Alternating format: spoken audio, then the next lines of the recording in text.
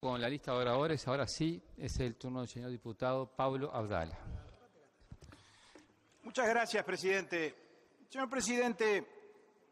empiezo por decir que nosotros por el señor canciller Nin tenemos una consideración personal muy elevada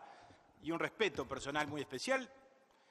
Hemos tenido una relación con el señor ministro a lo largo de estos años muy fructífera, donde claramente el ministro ha sido siempre receptivo a las iniciativas y a las inquietudes que han provenido del Parlamento Nacional. Hace pocos días estuvimos en su despacho con relación a un tema que es de trámite legislativo en este momento y el ministro fue muy receptivo con los legisladores de todos los partidos y muy colaborativo en el buen sentido del término con todos los legisladores de todos los partidos que allí concurrimos. Pero es evidente que aquí, más allá de la persona de Rodolfo Nin Noboa, que reitero nos merece la mayor consideración y respeto, la Cámara de Representantes está interpelando a través del señor diputado Ope Pasquet al canciller Nin Noboa porque está interpelando al Gobierno de la República con relación a un tema que es particularmente grave y que sin ninguna duda merece, y yo diría merece indispensablemente y urgentemente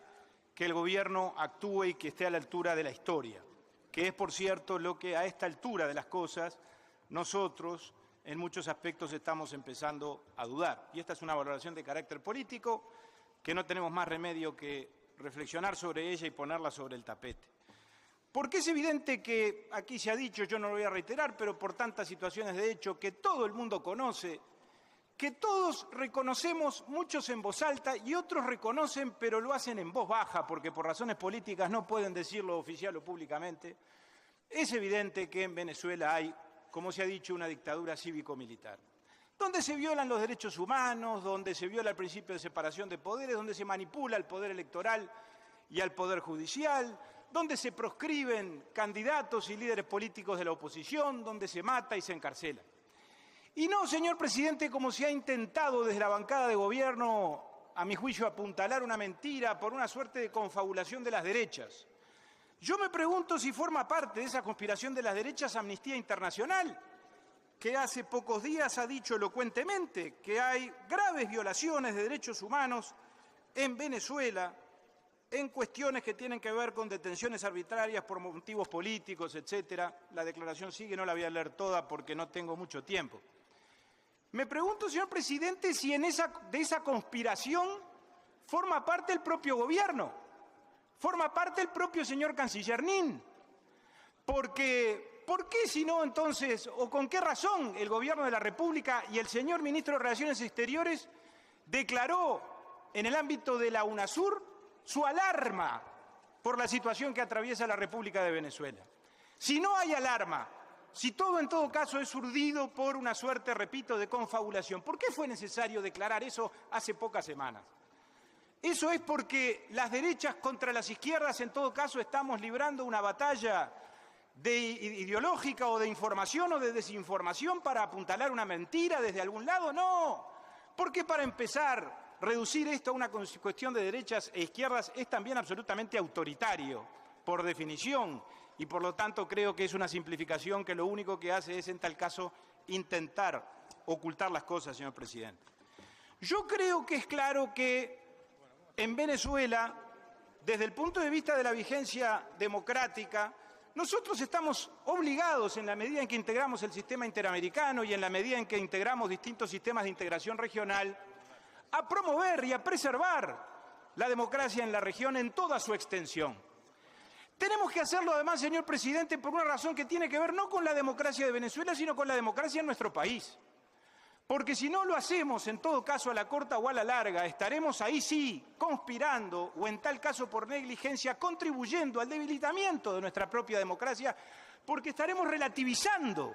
determinados conceptos que son absolutamente esenciales y valores cardinales de la organización democrática, como todos estos aspectos que acabo de mencionar que en Venezuela se vienen violando sistemáticamente. Pero además, por si esto fuera poco, en todo este proceso y particularmente en este último tiempo, el Uruguay ha sufrido un agravio, un ataque, una ofensa del gobierno de turno de la República de Venezuela a su propia institucionalidad. Porque si no, ¿cómo debe entenderse que al propio señor canciller se haya dicho que coordina acciones con el gobierno de los Estados Unidos o se lo haya tratado como se lo trató de cipayo por parte de su par de la República de Venezuela y se haya dicho que es, en todo caso, está alentando el golpismo en la región. Eso se dijo ya hace muy pocos días, señor presidente. Y cuando eso ocurre, más allá de que el señor ministro nos diga, como nos dijo en alguna intervención anterior, que él está dispuesto en aras de una salida para Venezuela a soslayar las ofensas personales, a mí no me importa mucho que el ministro tenga esa actitud de generosidad espiritual y poco menos que cristiana, en el sentido de pasar por encima de las diferencias y de los agravios personales. Yo quiero defender la investidura del señor canciller, porque es mi obligación como legislador de la oposición. Y quiero defender la investidura del señor presidente de la República, que es más que la persona del doctor Tabaré Vázquez, es la institución presidencial. Y las instituciones democráticas del Uruguay han sufrido estos agravios por parte de los gobernantes de turno y particularmente del presidente Maduro a partir de estas afirmaciones que todo el país conoce y que creo que todo el mundo también. Nosotros, desde luego, señor presidente, tenemos un nivel de acuerdo muy importante con mucho de lo que la Cancillería ha hecho, particularmente con estas dos declaraciones que yo creo que son emblemáticas, la de la UNASUR y la del Mercosur, donde, vamos a entendernos, se dicen cosas muy contundentes y muy claras que desmienten radicalmente todo lo que se ha venido afirmando hasta ahora desde la bancada de gobierno. Aquí se habla de esa alarma a la que yo hacía referencia recién por los hechos que van en contra de los principios y los valores de la democracia representativa. Se hace un llamado urgente a Venezuela a garantizar la efectiva separación de poderes, el respeto al Estado de Derecho y el respeto a los derechos humanos. Se establece también la demanda de un pronto restablecimiento del orden democrático. Es decir, esto es lo que hizo el gobierno de quienes hoy en este debate, supuesta o pretendidamente apuntalando o defendiendo a este ministro de ese mismo gobierno, sin embargo niegan que estas cosas acontezcan porque lo han dicho reiterada y sostenidamente en la República de Venezuela. Y lo que pasa es esto, lo que dice aquí, y yo creo que el gobierno de la República en estas declaraciones de fines de marzo y de principio de abril lo señaló muy bien. Por supuesto, para el desagrado de muchos sectores y de muchos grupos de la coalición de gobierno, en particular del Partido Comunista y de las distintas organizaciones que, como todos sabemos, controla y utiliza, que no solo han negado que estas definiciones sean acertadas, sino que en todo caso han apuntalado una verdad virtual radicalmente diferente. Y hasta ahí yo creo que el gobierno, sin duda, había de alguna forma encaminado la posición internacional del Uruguay y las definiciones de nuestra política exterior con relación a esto por un camino que a todos nos alentaba en el sentido de que estuviera orientado en la dirección correcta. Pero lamentablemente, señor presidente, y en función de las valoraciones políticas a las que dijimos antes nos íbamos a ceñir en el último tramo, yo diría que en los últimos 10 días, probablemente desde que se supo que esta interpelación se iba a llevar a cabo, porque los tiempos fueron bastante coincidentes, yo he advertido, y me parece que muchos hemos advertido, que el gobierno ingresó y la Cancillería ingresó en una zona de bastante mayor ambigüedad y que por lo tanto hubo desde ese punto de vista y con relación a este tema que hoy estamos analizando, hubieron marchas y contramarchas. Y en algún sentido esas contramarchas, señor presidente, que a mi juicio definen una suerte de debilitamiento de la posición del Uruguay, que debió ser categórica siempre y lo fue en determinado momento, pero después dejó de serlo. Bueno, yo no tengo más remedio que plantearme por lo menos la hipótesis de que esas fueron concesiones que el ministro, no porque sea rehén de nada, pero en función de la realidad política que todos conocemos, que nadie desconoce, y de las complejidades que se dan en la bancada de gobierno en cuanto a las definiciones con este mismo tema, bueno, el ministro yo creo que se vio en la necesidad de pronto para preparar su propia comparecencia al Parlamento de hacerle concesiones a determinados grupos, probablemente minoritarios del Frente Amplio, pero los grupos más vocingleros con relación a este asunto que ha motivado esta interpelación. Y el ministro, con relación a la declaración del día 4 de este mismo mes, nos dijo que el Uruguay no le había firmado porque en todo caso era un exceso de retórica y no podíamos estar aprobando declaraciones continuamente. Y yo creo, señor presidente, que eso es particularmente discutible, entre otras cosas porque ahora venimos a enterarnos que la declaración fue del día 4, pero que el ministro el día 2 recibió de parte de la señora ministra de Relaciones Exteriores de Venezuela la propuesta de integrar esa comisión o esa misión de mediación Y sin embargo, porque esto es un dato público, está en la prensa nacional y en la prensa venezolana y en la prensa que es acólita al gobierno del señor Maduro, el 1 de mayo la señora ministra de Relaciones Exteriores perpetró este último agravio, lo trató de golpista al ministro Nino Noboa y con él, por lo tanto, al gobierno del Uruguay. Y yo diría que a todos los uruguayos que en todo caso estábamos por lo menos alineados en las definiciones conceptuales de la declaración de la UNASUR y de la declaración del Mercosur. Entonces ahí hay cosas que no cierran, señor presidente. No puede ser que aquí se venga a sostener que el gobierno apuesta al diálogo, que por supuesto está bien apostar al diálogo, pero cuando claramente tenemos primero que apagar un incendio, que es la circunstancia de que se ha alterado el orden democrático en la República de Venezuela. Para sentarse a dialogar, primero hay que dejar de matar,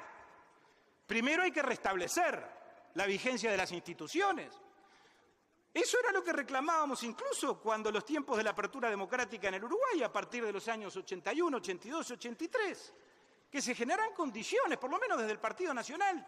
Esa era la actitud política, que parece absolutamente de pleno sentido común.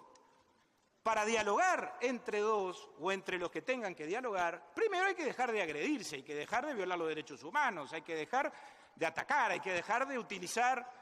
al Poder Judicial y hay que dejar, por lo tanto, de perpetrar un golpe de Estado técnico como este que se ha venido procesando, a nuestro juicio, en una suerte de tracto sucesivo, porque hay distintos actos que lo han venido pautando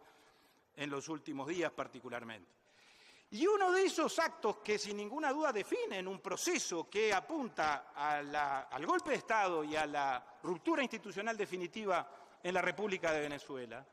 es este último llamado a una presunta convocatoria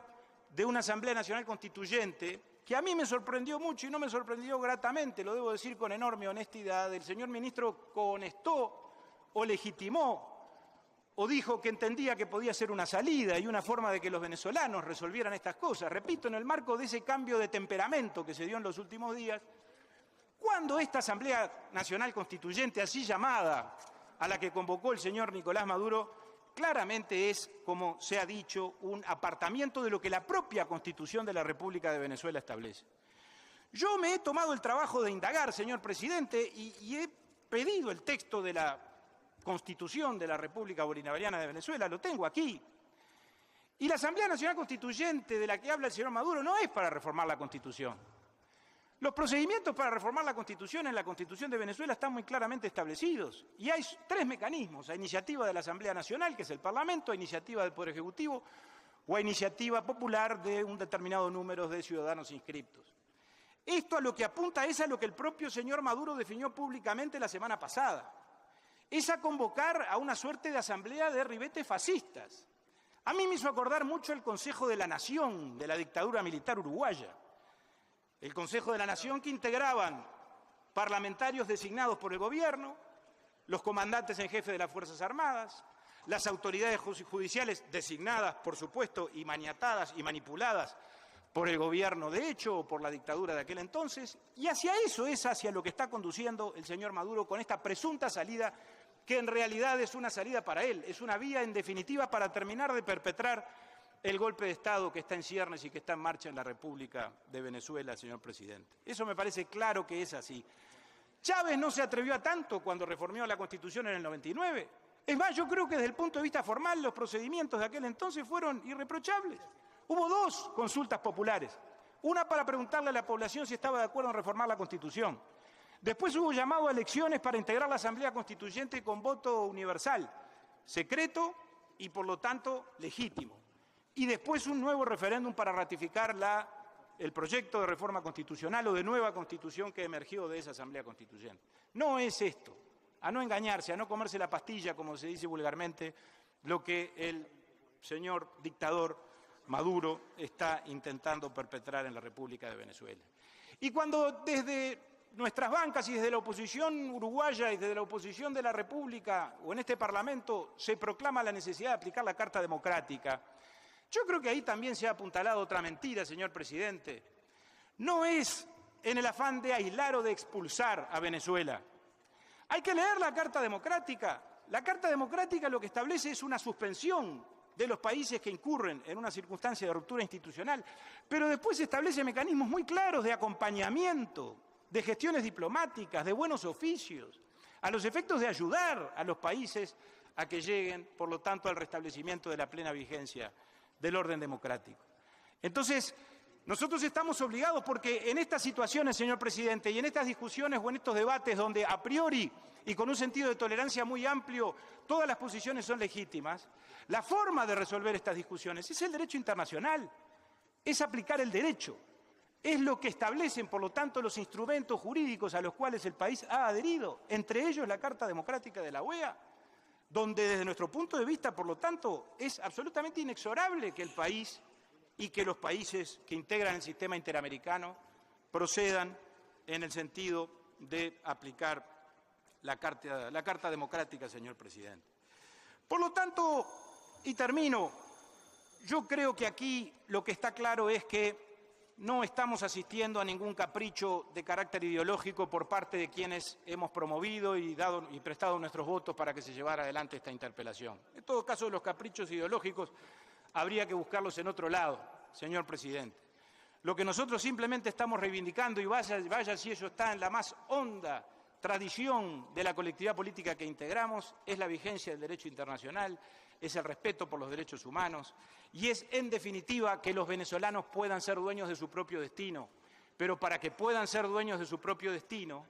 lo que entre todos les tenemos que garantizar primero es que, por lo tanto, impere la ley, impere la Constitución, impere la democracia en toda su extensión imaginable y que entonces se haga realidad de que los venezolanos sean los que resuelvan los asuntos internos y decidan hacia dónde y de la mano de quién quieren ir en la búsqueda del futuro. Gracias, presidente.